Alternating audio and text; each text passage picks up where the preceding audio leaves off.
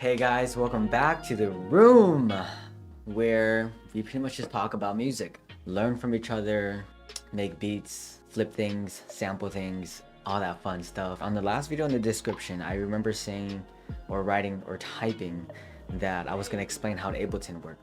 So I feel like I should explain this thing when I made my first The Room video, but that was still kind of like building up to what it is now. But I mean, we're here now, so I mean, I'll link my other videos of like making beats and whatnot, but I feel like this should have been the first video that I had made, but since it's not, I was still trying to figure out what I was gonna do with this, right, Gengar? You on your own, boy. Get me out of this. Okay, he doesn't want any part of this. You lonely boy. I'ma make a fool out of you. Just ignore him for now. It's fine. In order to start making music, we have a software called a DAW, aka DAW, aka Digital Audio Workstation. But there are a lot of different ones. FL Studio, there's Cubase, Logic Pro X, there's GarageBand, there's a whole ton of it. Every one of them is different, but in a way also very the same in terms of how they are used.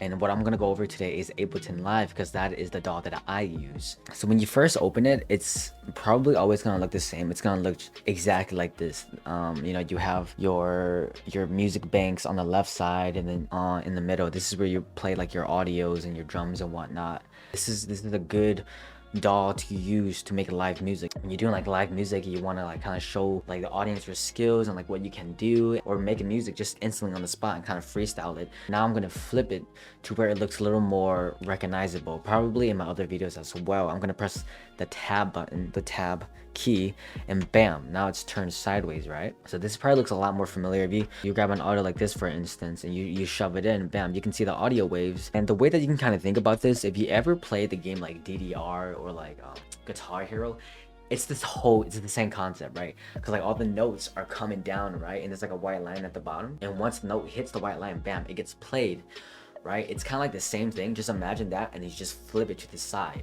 and now the notes are coming this way, and then boom, all the notes are being played every time it hits that white line. So it's the white line that moves. So instead of the audio moving to the white line like Guitar Hero or DDR, for instance, this line right here, this giant line right here, it's moving, and as it moves along the audio, it's getting played. And you can even do the same thing for drums. This is like an audio file. And if you're watching this video before my other videos, this will make a whole lot more sense, because if you come watch my other videos without any knowledge of how a DAW works, you're probably going to be confused 100%. And if you're someone who's really trying to get started, this would be a perfect video for you. And then what we can do is we can grab a drum rack, and what a drum rack is, it's just like so have you ever seen like those drum pads? Practically just the same thing. You're just dragging an audio and you're shoving it in there, so that when you press the button, it plays it. So that's what a drum rack really is. And what we're gonna do is we're gonna just do a kick and a snare. It might not sound good, but this is like the first thing that I see, so I'm just gonna toss it in there very quick. So there's two ways that you can really do this thing. I'm gonna show you the way that I do it. When the line passes through all these black notes, which is being connected to the kick and the snare, it's gonna play. Yeah, you see this white line right here as it's going. And like I said, this is just the basic of it all. And going through everything, I'm hoping, like I said, that everyone who watches this video kind of gets the gist and the grasp of how this whole thing works before you watch my other videos, or if you find someone else's beat, and it makes it more easier for you to understand, because I'm able to explain that to you much more easier. And I'm just gonna show you how another way that you can do this thing. You can grab the audio and you just shove it in there, and bam, it actually even shows you what the wave looks like. Let's grab this kick and put it right here. It's another way that you can do it, and like I said, there's no right or wrong way. It's really all up to you and how you want to do this. The reason why I don't use this thing personally, and who knows, I might end up using this a lot more in the future. No one really knows. I don't even know that.